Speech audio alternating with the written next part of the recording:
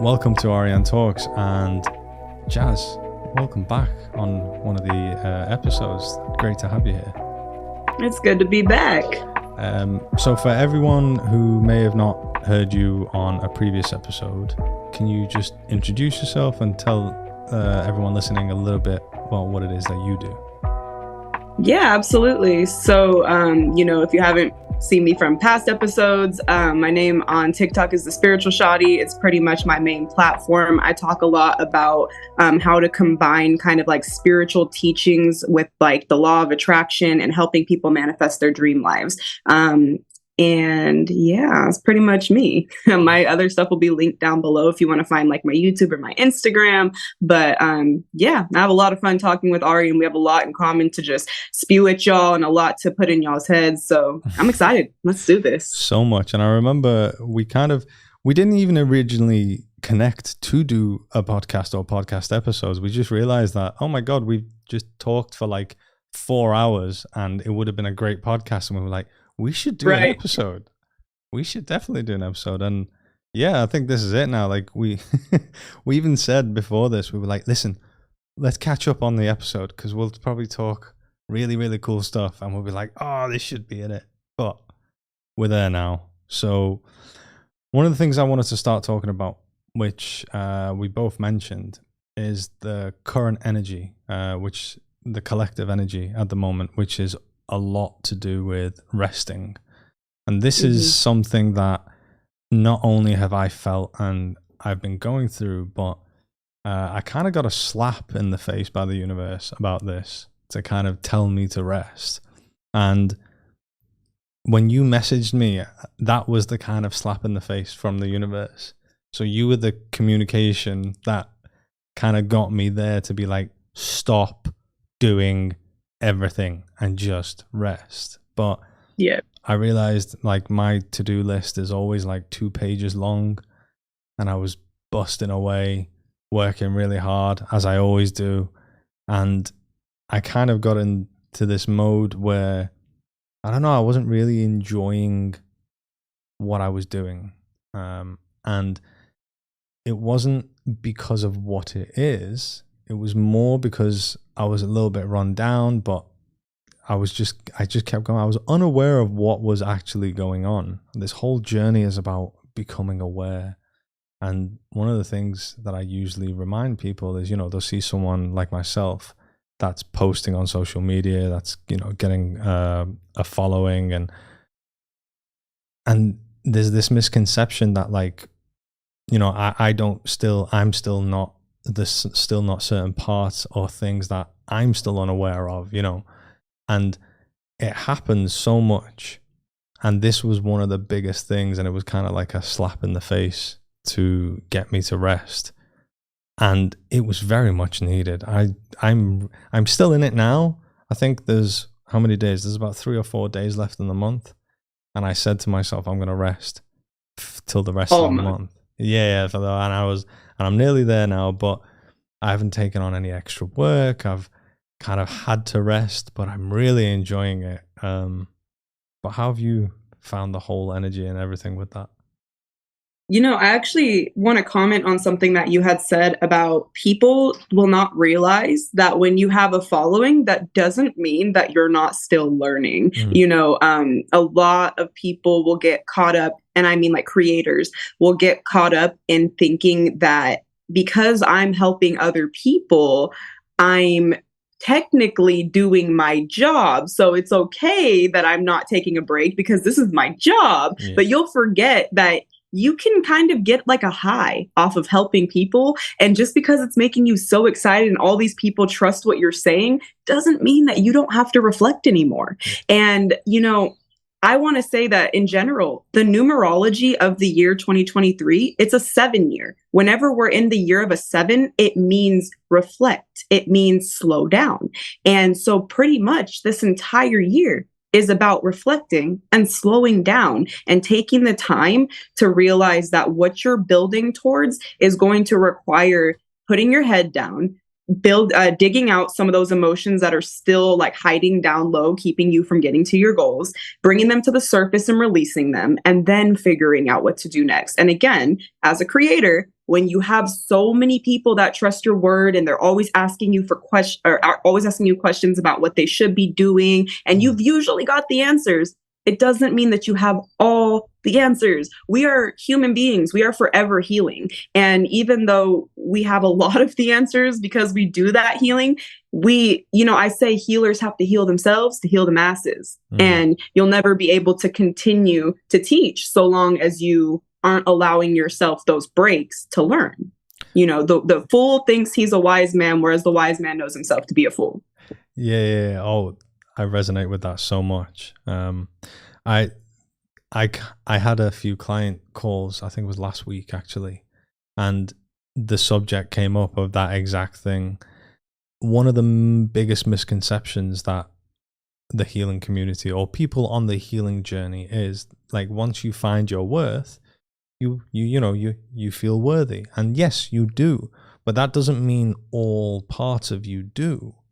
And I remember I was like, I've been hardcore healing for a long time, and I'm continuously like, there is not an emotion that comes up that I am not curious about, that I don't question. I'm continued, because that's how I use my system now, my human being. And even though I've been doing it so much, practicing so much self-love, and I found my worth, and I'm here, I think last week or 2 weeks ago, I did a healing session, and this part of me aggressively hated me. And I mean like aggressively hated me.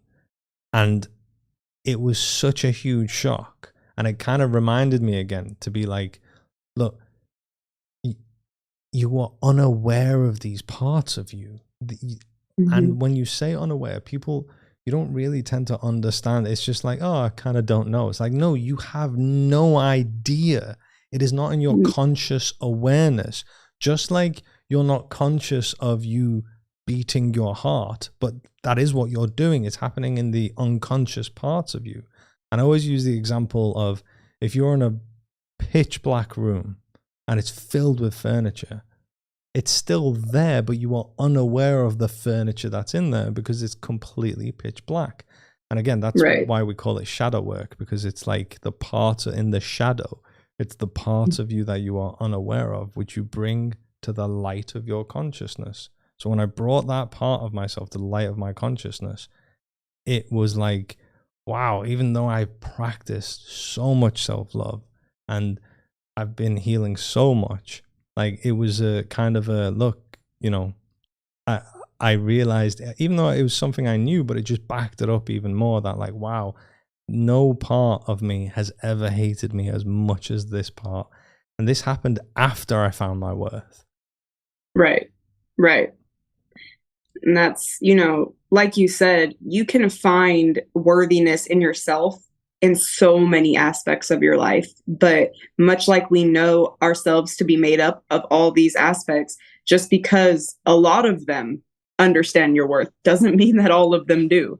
And, I love explaining this, the analogy that you just used about being in a pitch black room and not being able to see those things, because what I see most often when I have clients come to me for shadow work is they will be completely unaware that something has even gone down in their experience. And when I say unaware, I mean, like you said, there was no awareness. And people will say, well, I didn't have any childhood trauma. I had a great upbringing. I know for a fact that it couldn't have been this, it couldn't have been that.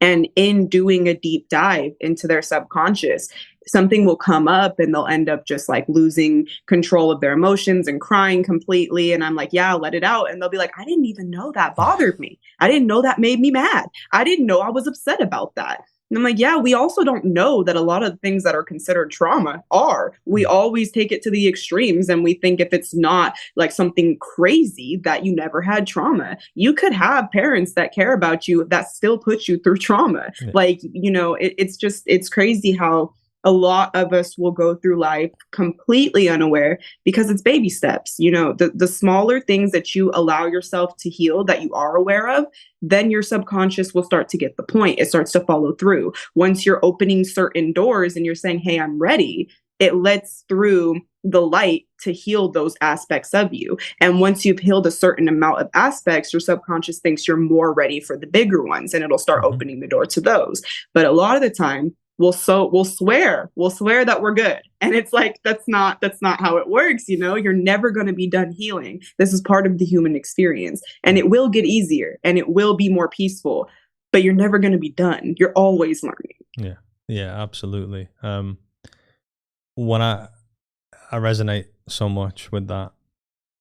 I remember my earliest healing memory. Your subconscious actually remembers every single moment of your life, every single second of your life, from the moment you were in your mother's womb. And that was my earliest healing memory, whilst in my mother's womb. I was born in 85 in Iran, and very, very much around the war time and what was going on in the country with that culture anyway. There was so much fear-based control regardless. And I remember my mum actually, I was unplanned, and she had a slight concern about me coming into the world. It was a slight concern. Not that she didn't want me or anything. And I felt that. And I remember when I was doing the healing, I became her, but me. It's the best. Oh yeah, you explained. Yeah. And I felt her slight concern, but in the moment, in the womb, I felt that concern, and I made that mean that I'm not wanted. And that was traumatizing for me. Obviously, the emotional trauma. So, you know, emotional trauma is distress without resolution, emotional distress without resolution. So, like you said, it's not only when the big things happen, it's when a lot of smaller, or we would see as smaller things happen. And that was my earliest trauma that I personally have been back to. Lots when I was a child as well. But I remember one when I was in a cot, and I visually saw this one, and it was, I don't usually visually see it. For me, it's more of a knowing through imagination, but I visually saw this one, and it was when my mum walked out of my eyeline, out of sight, yeah, and that traumatized me. There's not the big stuff where she was, yeah, and that's why, like, you know, this is where attachment styles are formed, you know, when you're very, very young, because even though, once again, people don't recognize that that's trauma, if the baby at any point inherits the behavior of their caretaker to be less loving, less accepting, less validating, and they're not getting what they felt they needed, because, you know, at that point, you're just an emotional being, you don't understand human concepts yet, then you will internalize that, how it feels in the moment. It doesn't matter what logic you put to it, because, you know, you can't solve emotional crises with logic. They don't blend. So, you know, in that moment where you're feeling like you were unwanted, even if that's not what happened, that is what you decided. Yeah, absolutely. And it's interesting. A lot of people that I talk to are blown away when I tell them that. They're like, what? We're that aware as children? Like, yes, we are super, super aware. We're still in the womb. Like, when we come out of the womb, the moment we're born, we're very, very aware as a child. And that's why we give lots of meaning. My biggest trauma, what I mean by biggest, is the one that I've gone back to the most.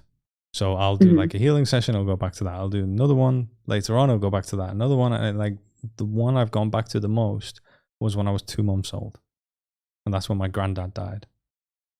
That was my biggest one. And I can understand that because the energy of the collective household would be so overwhelming. And, obviously trying to split taking care of a 2-month-old while also processing the death of somebody that you cared so much for, you're going to feel the emotions of your caretakers very heavily. And that's, once again, if you don't have any, cognizance about what's really going on, that leads you to believe you did something wrong because you're losing some of the attention, the affection, the validation that you needed. Yeah. And it's not that you did anything wrong, but you don't know any better. You only know what you feel. 100%. And it was, I know this sounds a bit, because obviously anyone who dies, anyone's dad is very, very much, it's not like, oh, one's better than the other, one's more than the other or anything like that. My granddad was such a well-known man. I think like 2 towns came to his funeral because he used to help that many people, which makes sense in terms of why I chose this path and the family line. I was like, okay, yeah. But that effect that it had on my caregivers, on my mom especially, was monstrous. And I was breastfeeding in that time as well, and that wasn't happening. So there was a lot that happened. But that was, the awareness as a child, for all of us, is huge. But we currently live in a time where we'll look at a child and be like, oh, he'll be all right. They don't know anything. It's like they do. They know more than we do. They know a lot. But yes. So going back to resting, kind of swayed away from that. How have you been resting since kind of learning that you need to rest? Or how did it even come into your existence? Oh my gosh, yeah. So for those of you who don't know, I run my own website. Pretty much I'm overall just a healer, but I do a lot on there, like tarot readings, shadow work sessions, dream interpretations, whatever you need. But in doing that for others, I was starting to realize that even though this is my passion, I love helping people. I enjoy being there for people and walking them through their journeys. I would get angry every time I got another booking. And I would dread every second up to the point where I had to sit with the client. And even though I would put on a fake face and I would get through the appointment, it didn't sit right with me because I love what I do. And nobody deserves my half-ass energy because I am in a bad space. And when I started to realize that I was overwhelmed with every booking that I got and I was no longer excited to do what I love, I realized I had to change something. And I've been through this once before. And so it wasn't necessarily new to me to know that as humans, we need to take breaks. So what I did was I closed off my website for the entire month of April. I finished out the bookings I had through the 7th because that's around the time I closed it. And I just sat with myself. And at first it was hard. It's very hard when you're still in the mindset of like, oh, I need to make money. I need to make sure that everything is okay and blah, blah, blah. But I promise you, anybody who's needing to take a break from something that they're doing that's overwhelming them, you're not going to lose all your progress by taking time for yourself. And what I did was, after a few days of just kind of watching TV or just kind of like trying to do mindless things, like I was playing Angry Birds a lot on my phone. Like I was just kind of like trying to zone out from the fact that I wasn't working. And then I would still try to like make TikToks, but they would just not go well. Like the TikToks would like post with no sound, or they'd get put like for a violation when I didn't even put music on them. It would make no sense. So I was like, okay, I can't do anything. So I'm going to have to figure out something else to do. I don't know if you can see it very well, but I started painting again. So those 4 paintings up there, I picked that back up. So I was like, okay, I used to enjoy this. Last time I took a major break off from working and dealing with people as a whole, I picked up painting.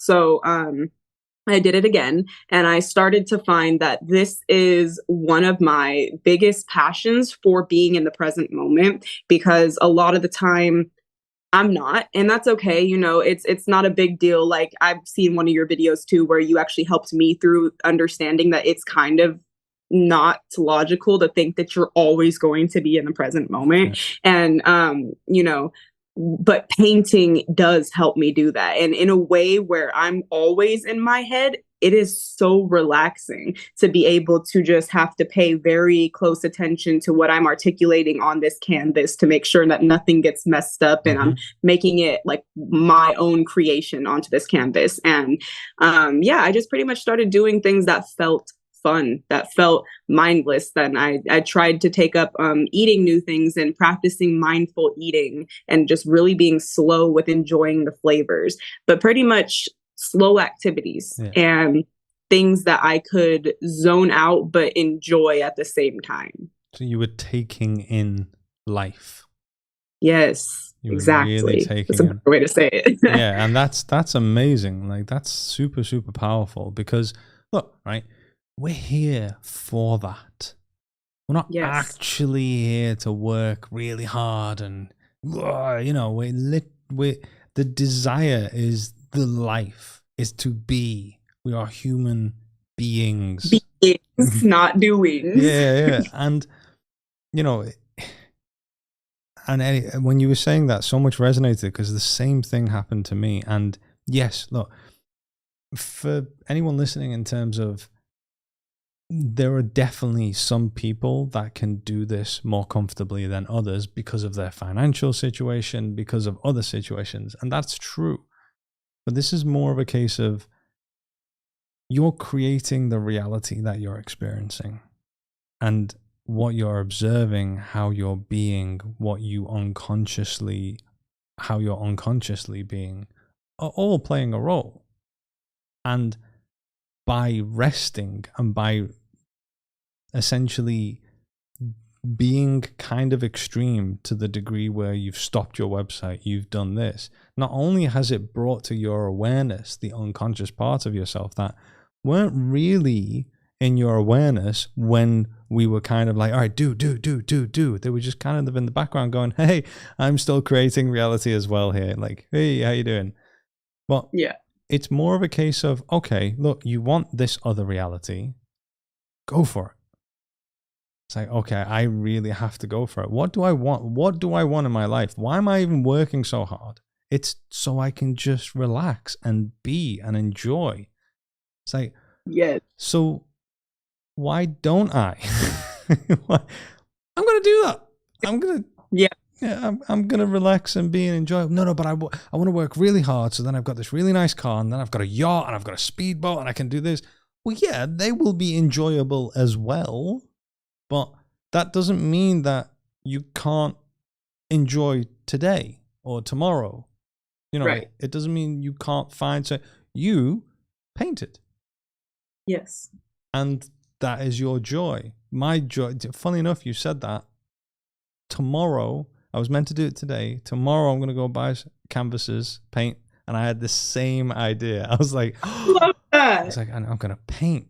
Like I've always wanted to, but I've not because I've been busy, you know? Right. And it is such an illusion. You have to prioritize what matters to you in those moments. And I want to touch on what you said about some people do have more comfort in their financial situation to take those breaks. And I'm not going to ignore that at all because I've only recently in the last year had that comfort. I didn't have that before this point. Yeah. But it's still, no matter what your financial situation is up to you to decide, am I going to come home from work and mindlessly scroll on my phone, which is filling my brain with, whether I mean for it to or not, comparisons to other people's lives?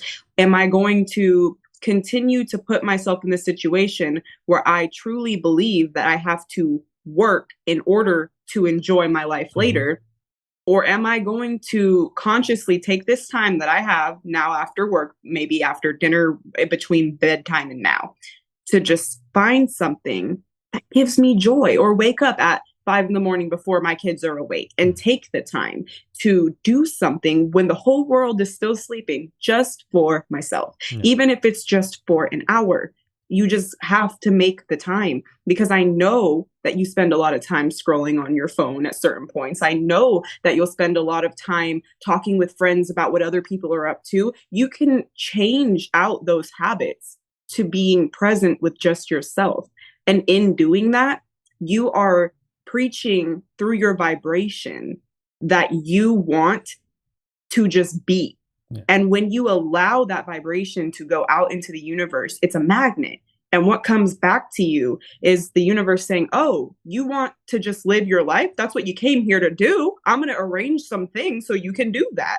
And maybe you end up you get a raise at work, so you don't have to work as many days, or, there's anything could happen, but you would have to first take the steps. You can't just keep saying you want to do it. I keep thinking of Eat, Pray, Love, where I can't remember the quote, but when she was in Italy, they were like, you Americans are so funny. Like, you guys don't allow yourselves to just enjoy your day. Like, you would have to believe that you have to earn the joy of living. You believe that you have to go burn out in order to just have the freedom to just enjoy your day. It's so crazy that you don't just let yourself live. And that's really what it is. You have to find the time. It reminds me of the story of the Fisherman. Have you heard that one?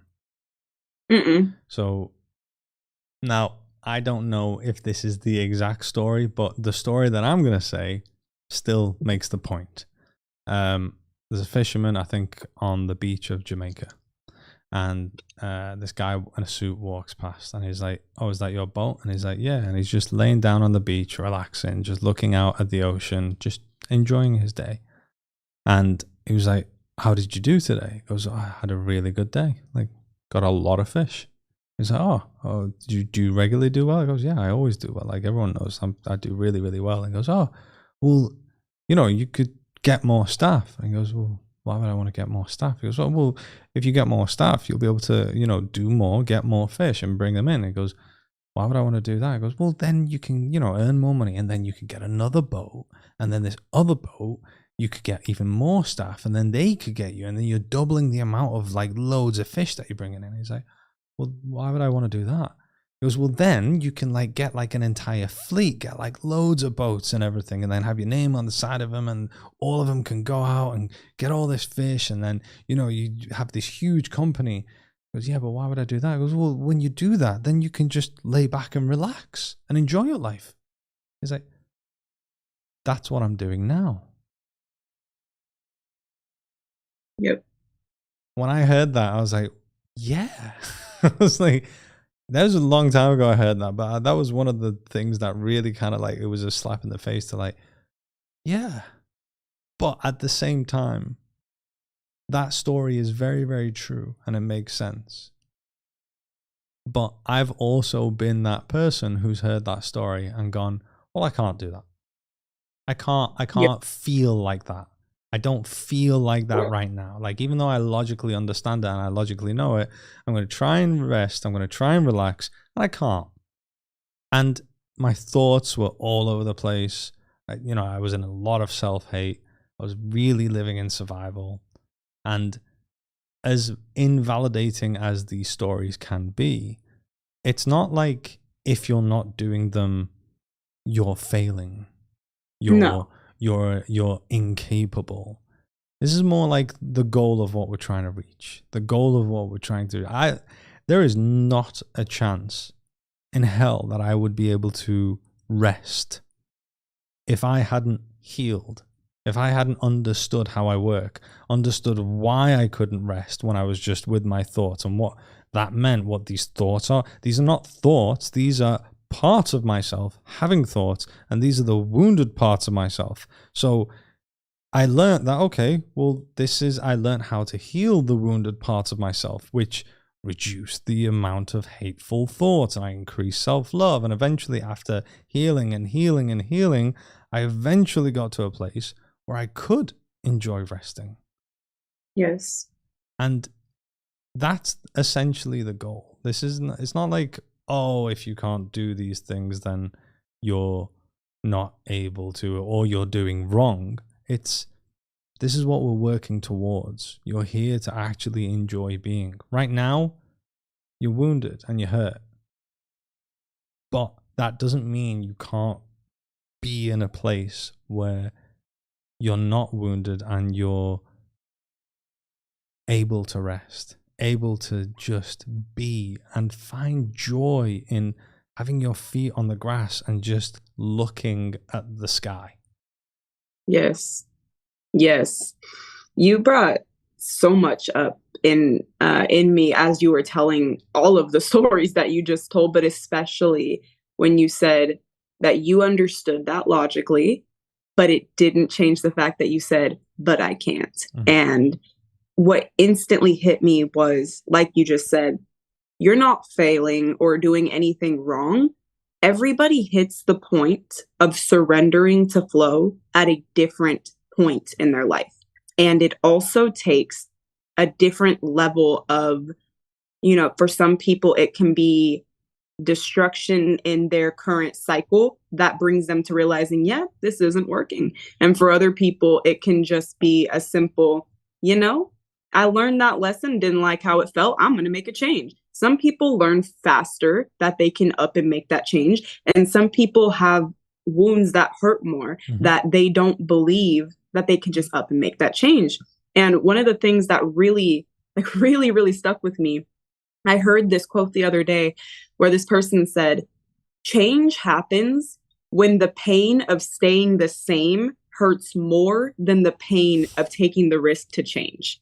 And I was like, yeah, no, for a lot of humans, that is what happens. And it doesn't have to happen that way. But you would actually have to have your belief system aligned with the fact that it'll be okay, mm-hmm. for you to feel comfortable making the change. Yeah. And I laugh because this is on my YouTube channel right now. I have a video on here called How to Be Confident that I made when I had done zero healing and zero shadow work. And in the video, I was so hypocritical towards my current state because I had done nothing to heal. And I remember saying the quote, so long as you continue to believe that your happiness is in the future by telling yourself, oh, I can rest once I get here. I'll have all these things once I work to get to that point. You're continuing to say that your happiness exists in the future. Therefore, it will always be in the future. Because if you're saying it's not now, you're not taking the time to do things for yourself now, you're not going to see it now. You're going to continue to see it in the future because you believe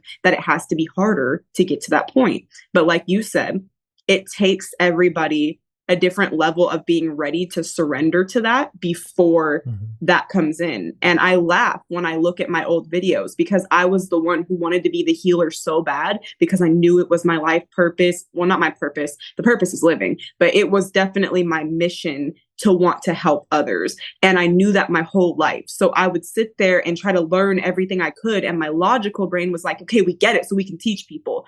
But that's not how it works, because if you don't feel it yet, you haven't allowed yourself to get it on an emotional, on a spiritual level, you can't actually see the progress just because you logically understand it. So yeah, you absolutely have to align your logic and emotional brain with each other.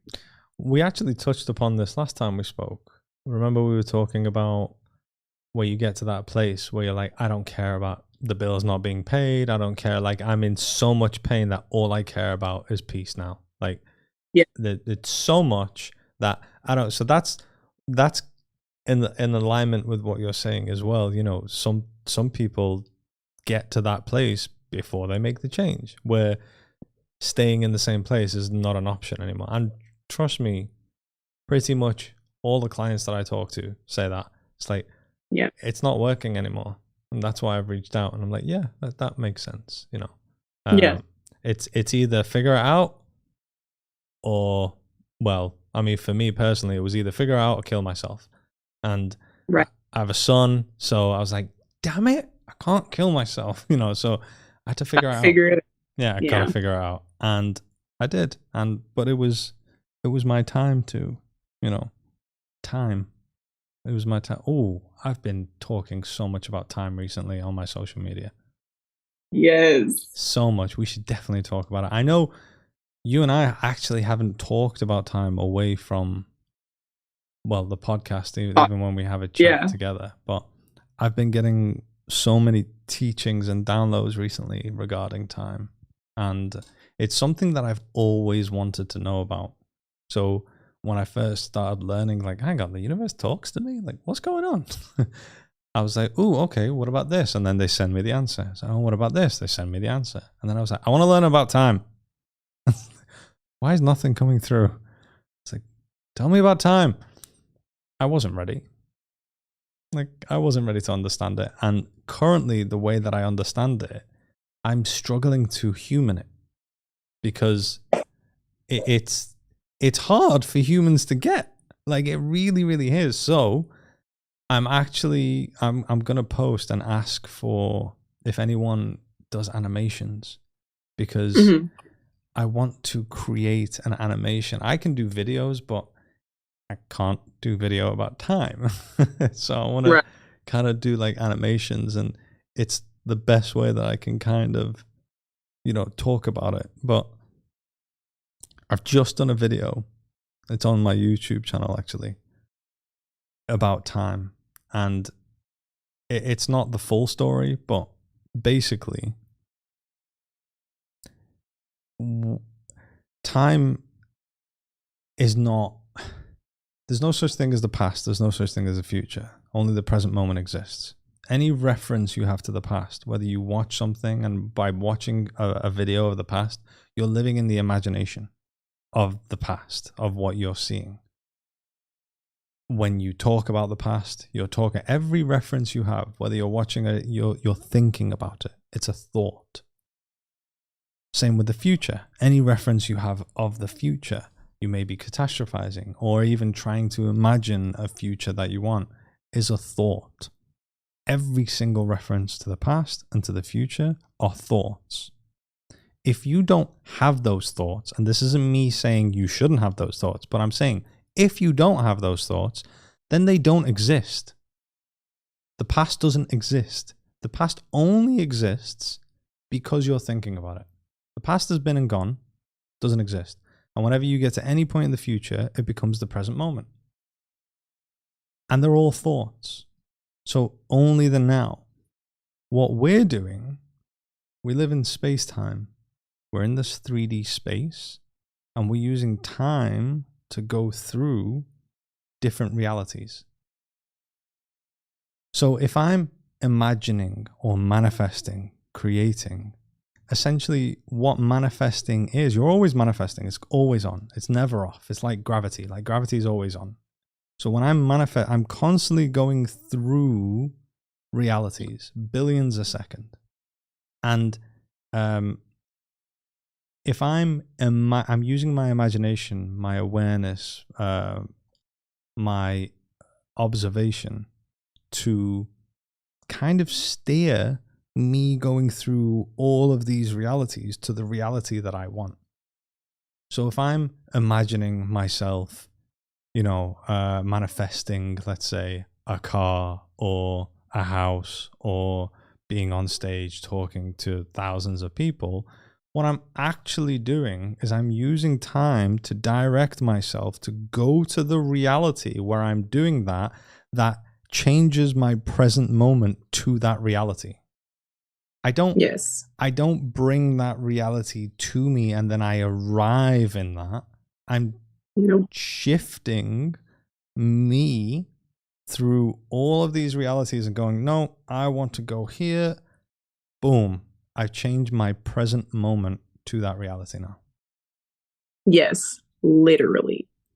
I kind of feel like I might be able to human this just a little bit easier for you because I had an intense claircognizant download the other day.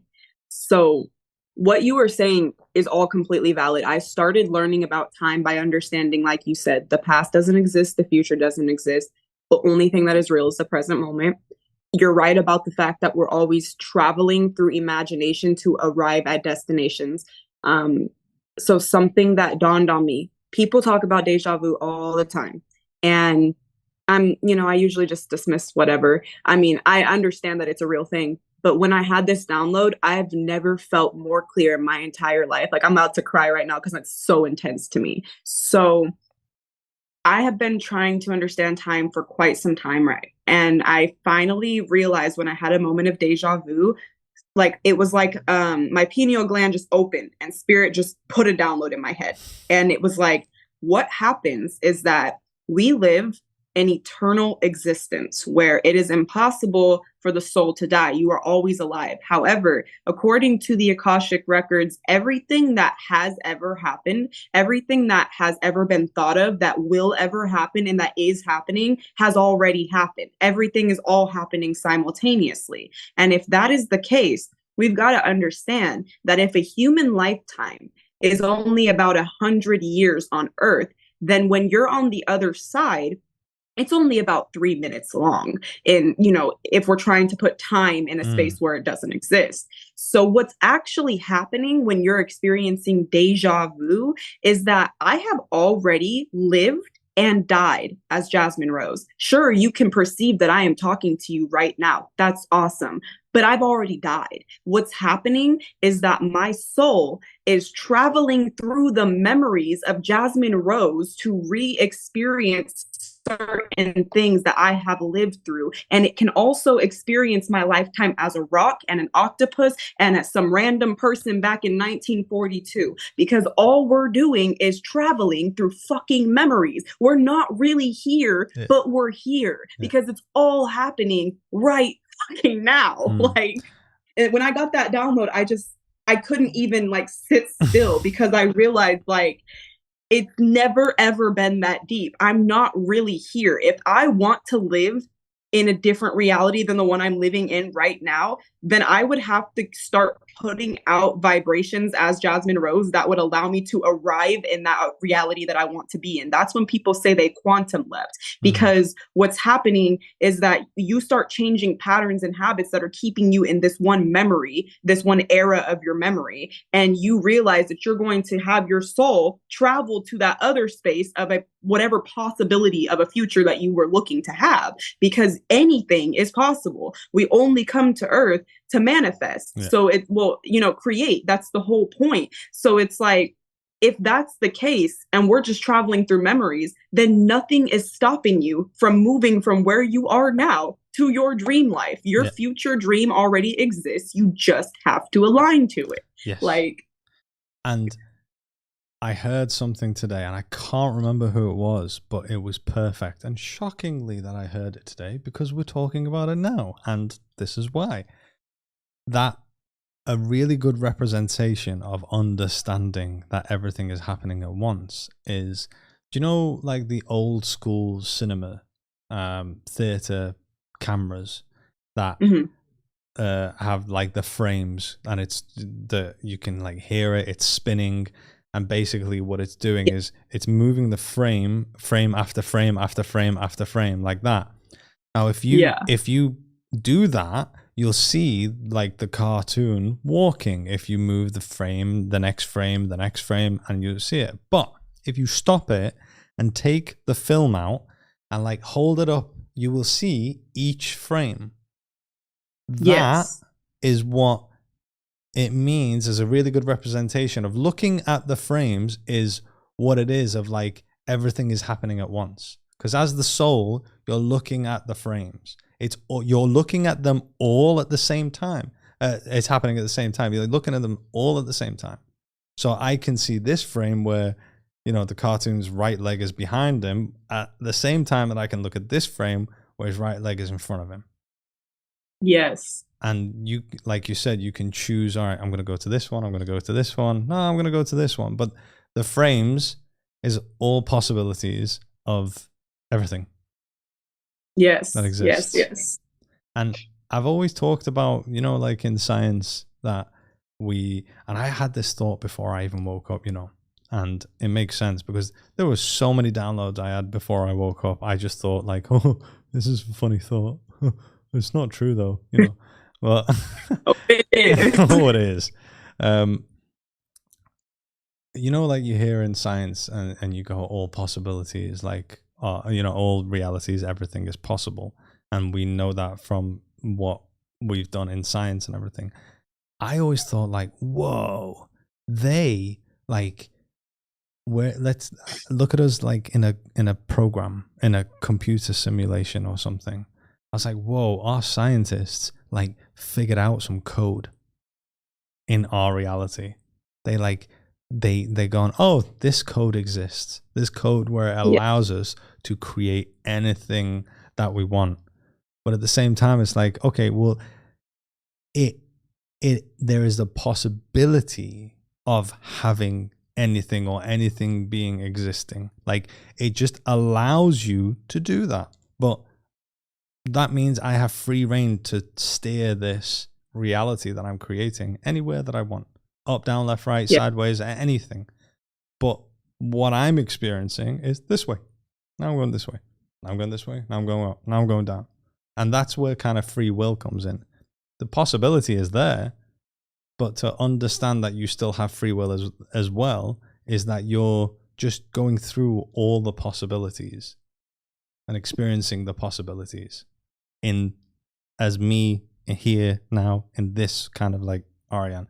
That doesn't mean the other Arians don't exist and those possibilities aren't there as well. But this Arian here, me, is experiencing this one. Yes. Yes, yes, yes. Ooh, yeah. I love when we talk. I get so many downloads as well as every time we do like an episode or even have a chat, to be honest with you. Yeah, me too. It's insane. You know, I just like to tell people, really just focus on what you feel, not about the logic behind it, because you will talk yourself out of believing the truth to all of the secrets in the universe if you try too hard to use the logic that you've been taught. Mm-hmm. And if you never question why you were taught the way you were in the first place, you're really never going to get it. Like, I've had people say, like, you know, like, where are the peer review studies on this? How are you going to prove that that's what happens? And it's like, dude, my life is fucking proof. I have seen miracles more than 20 times happen when I started believing in things that people told me were impossible.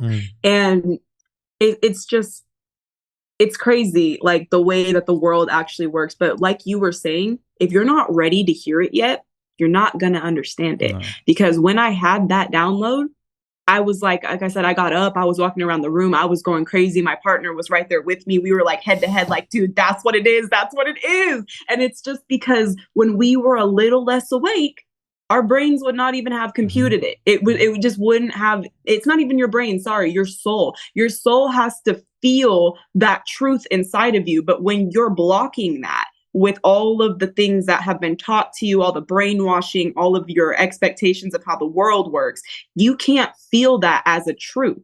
But when you start to resonate with your higher self, when you start to listen to your intuition and your guide, and you follow the things that seem a little more taboo, your soul starts to feel more alive because you're tapping in to the frequency of your higher self. And the more that you allow yourself to be who you truly are inside, the limitless potential that is you, you allow the ideas through, because you can't even hear them when you don't believe in them. And when I started realizing that, I was like, that's why people say, I've been here before, I've done this before, I've said this before. Because this whole life has already happened. I'm just traveling through the memories of it. I have done this before. I have been here before. Like, it's really interesting you say that. And this is a great way of kind of keeping people asleep, let's say, maybe, you know. If you create your own reality, but then you're so programmed to need proof away from you, from someone else, that you create your own reality. It's like, but you create your own reality. You can only give you proof. I can't give you proof because I'm not creating your reality. It can't happen. But like, you know, we're very much still in the age of, well, you know, science is everything, and science, you know, if science says it, then first of all, science pretty much is saying it anyway at this point. Like, pretty much. Second of all you need to do, and obviously, yes, your belief system is huge, because your belief system is what is creating your reality. Yes, your thoughts, but like your thoughts create your beliefs, and your thoughts send out the signal, your emotions bring it back in. And I've got a really good example about that, which I'll tell you in a minute.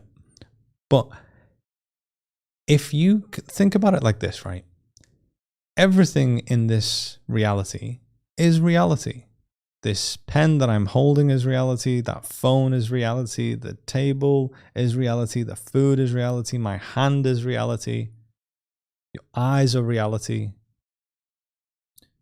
You are not the mind. You're not the body. You're not the feelings, and you're not the thoughts. You are the conscious driver. The conscious driver is in this reality.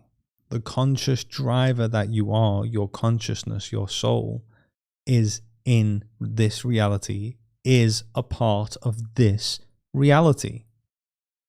If you can go within and find you, it's more accurate of you will see reality, because you are reality. But we're all about, okay, the scientist needs to use part of the reality to do something else to another part of the reality to then prove what reality is. It's like, but you already are reality. You literally are reality. Like, if you go within and find you, you will see reality. And you'll see what you are. You'll see the truth. You'll actually see what's going on. You know, you did say just a second ago that science already heavily proves it. But one of the things that I've never been able to let go of, in one of my classes in college in research method psychology, I don't remember exactly what it said, but I have never forgotten it. When they said that technically every fact in science that has ever been proven is still a hypothesis, because there is the possibility that somebody could come along and show that there's actually a different way, or there's something different than we originally thought. Mm-hmm. So even if it has been proven as fact, it is still tentative. Like, that is the core definition of, you just have to read between the lines. It says it everywhere you look. If you're one of the people who's like, oh, science is the only way to believe, like, yeah, but even scientists say there has to be something bigger or this wouldn't make sense.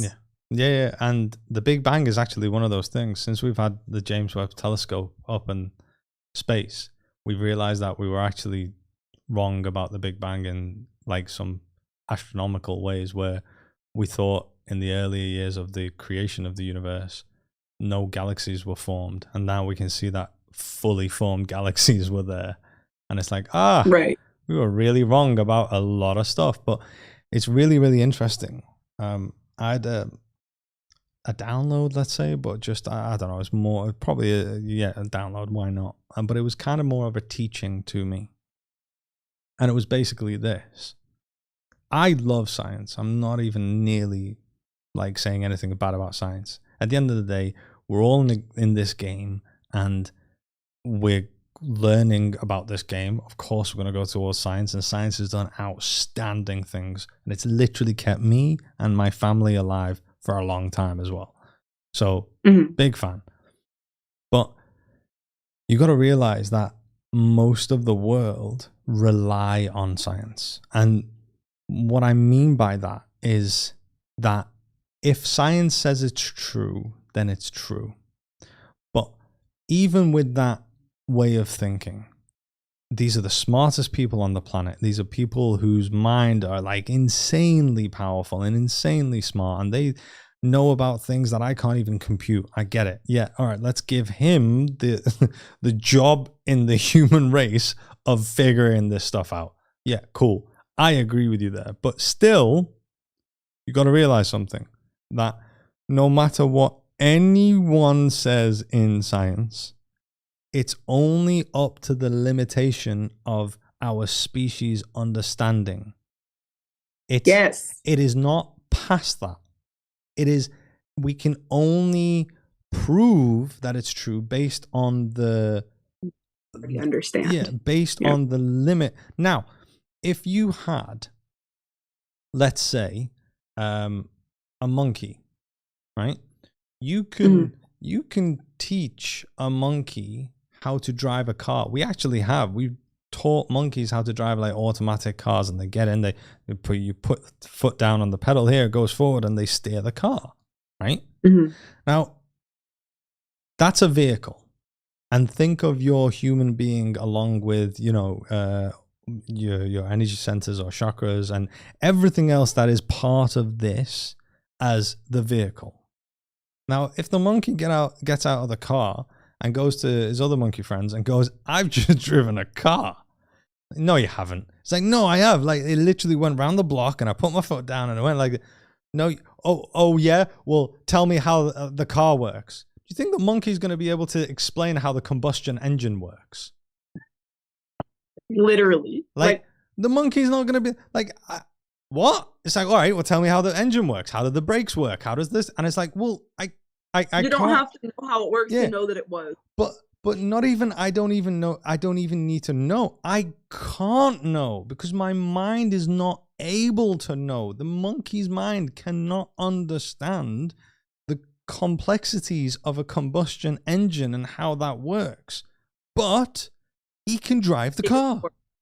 Yes. You can work. You just brought up a huge fucking story for me. On my TikTok, I have actually posted a video where my partner and I once went into the backyard because we have like a whole bayou in our backyard. So we sat in the backyard and we did a breathing technique where we just stared at the bayou, and all of it started to come to life as we were doing 4 seconds in, like 2 seconds out with the inhale, exhale. And we started to see everything come to life. I shit you not, the trees were purple. At first, I didn't want to say it because I didn't want to sound crazy. But my partner was like, "I don't mean to sound weird, but the fucking trees are purple." And I'm like, "No, they are. I see it too." And like we start seeing the nature walking, like it can literally be alive. But when I posted about this, so many people were like, "Yeah, I vibe with that. I totally get that." And then there were people that said, "Wow, bro's hallucinating because they weren't getting enough oxygen to their brain." And here's the thing though, how are you going to know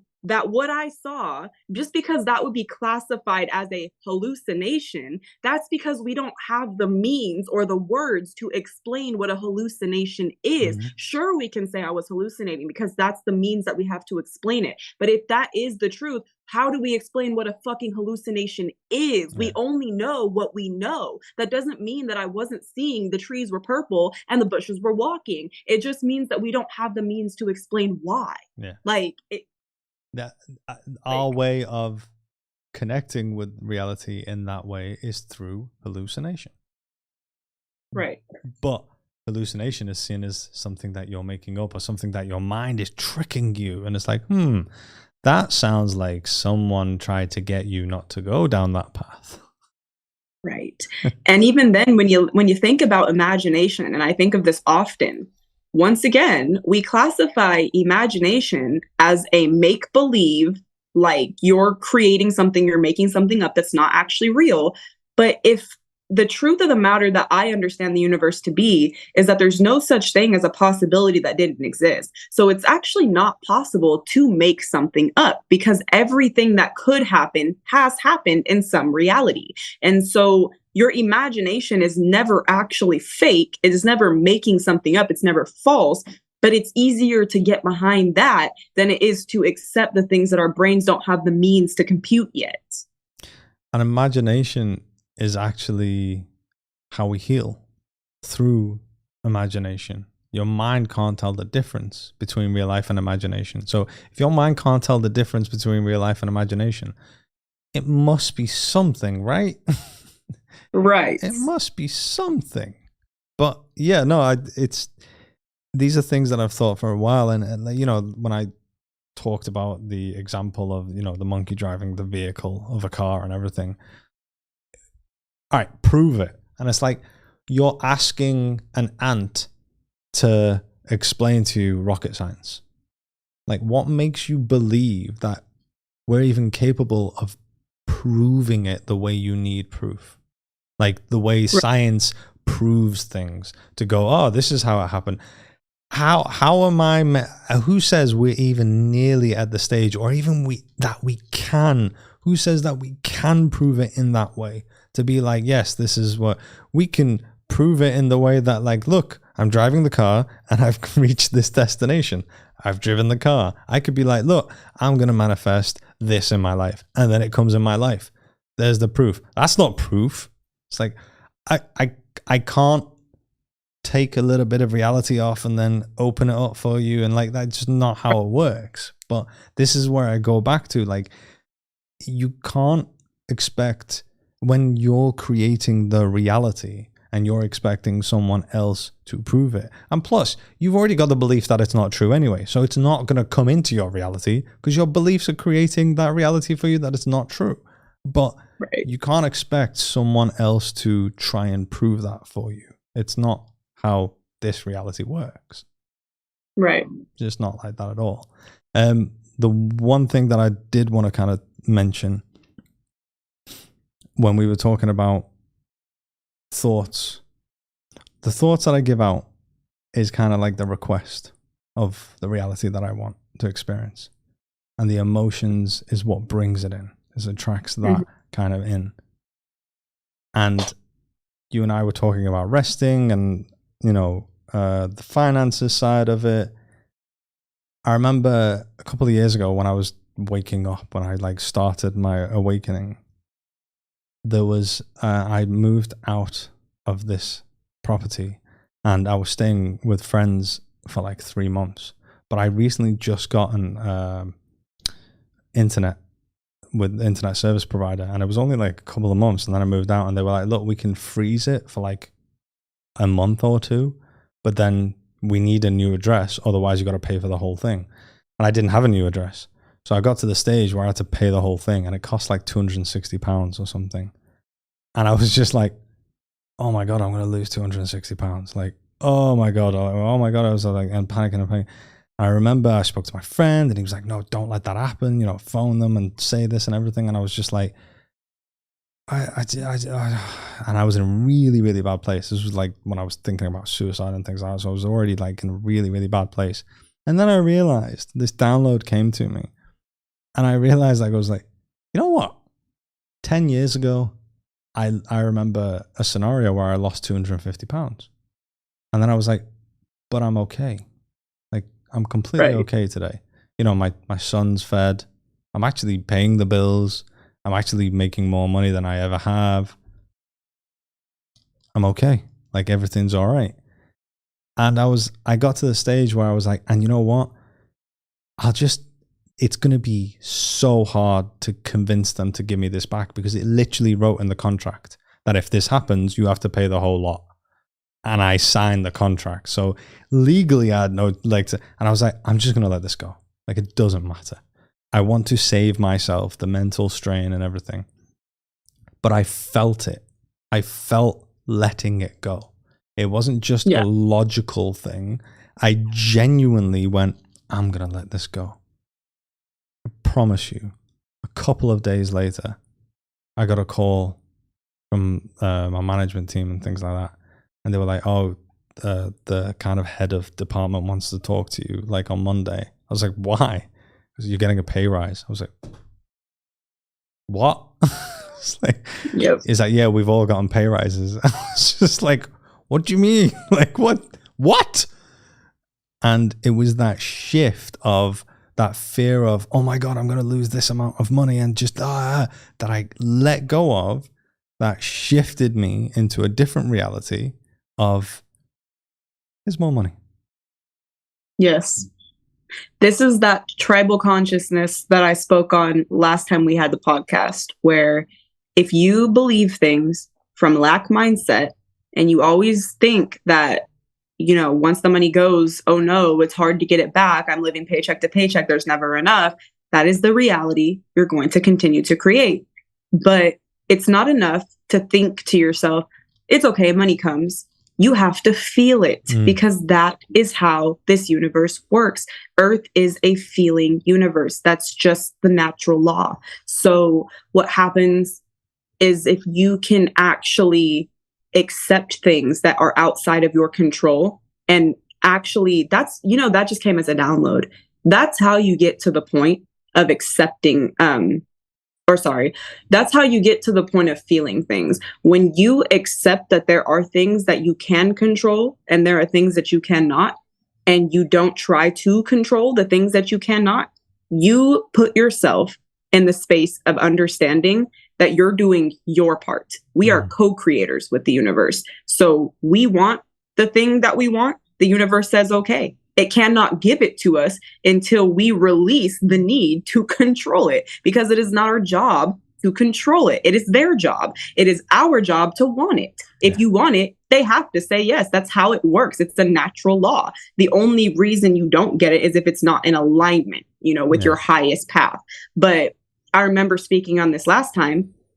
I literally had quit my job, no backup plan, no money coming in, nothing to my name, started selling all my furniture, sold all like my iPad, my Apple Watch, everything that I ever had. And at first, I'm sitting here, lack mindset. Oh my gosh, my bank account's going to overdraft, don't have any money coming in, just stressing out, whatever. One day I get out a pen and paper. I'm going to have all the money to pay back my, the 3 months of rent that I haven't paid and all the bills that I need to pay. Within 2 days, I finally laid down one night and I was in my room. All I had was a futon left. I had no furniture, no bed, no dresser, no nothing. I barely had food in the freezer. I laid down and looked at one of the paintings that I had made on my wall, and something came over my body. I felt the literal feeling of gratitude. I had thought gratitude before. I had thought I'm grateful for everything I have, trying to manifest things. But I actually looked around, thought to myself, a lot of people would think I have nothing, but I still have a roof over my head. I still have food to put in my stomach, and I'm safe. I'm so grateful. I went to sleep, and the next day, $10,000 appeared on the fucking ground. You just have to feel it for it to actually manifest. Yeah. And I remember the last time you told me that story. It's such a cool story. And it's something that I completely resonate with. We've gone over the hour mark, Jazz. So I think we can call it here now. But thank you so much for being on this episode. And as usual, I've had a blast with you. So thank you. Yeah, always. Yeah, absolutely. So what we're going to do as well, we're actually going to continue this conversation, and we're going to do an episode on Jazz's channel. So whatever you're listening this on, Jazz's channel will be in the link. And if you want to continue listening to our conversation, jump on there and we will see you there. So thanks again, Jazz, and see you in a bit.